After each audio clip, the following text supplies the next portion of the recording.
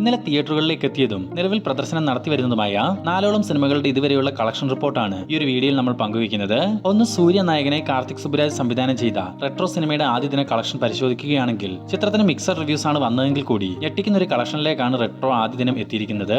കേരളത്തിൽ നിന്നും ആദ്യ ദിനം 2,75,00,000 രൂപയും തമിഴ്നാട്ടിൽ നിന്നും ആദ്യ ദിനം 20 കോടി രൂപയും ഇന്ത്യയിൽ നിന്നും മാത്രം 26 കോടി രൂപയും സ്വന്തമാക്കിയ Retro worldwide box office കളക്ഷനായി ആദ്യ ദിനം 40 കോടി രൂപയോളം സ്വന്തമാക്കിയിട്ടുണ്ട്.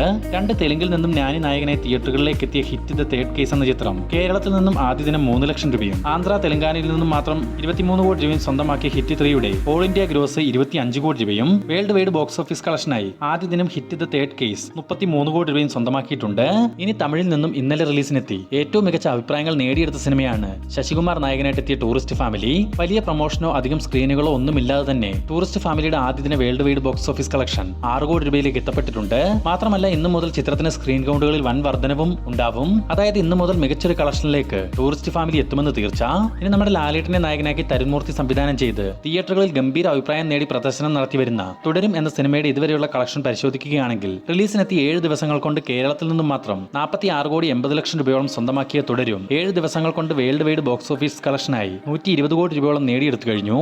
നിലവിലെ ട്രെൻഡ് വെച്ച് ഈ ഒരു വീക്കെൻഡോട് കൂടി തന്നെ തുടരും എന്ന ചിത്രം 150 കോടി ക്ലബിൽ എത്തുമെന്ന് തീർച്ച. ഈ സിനിമകളുടെ എല്ലാം വരും ദിവസങ്ങളിലെ കളക്ഷൻ ഡീറ്റെയിൽസും അറിയുവാൻ നമ്മുടെ ഈ ചാനൽ ഇപ്പോൾ തന്നെ സബ്സ്ക്രൈബ് ചെയ്ത് നോക്കുക.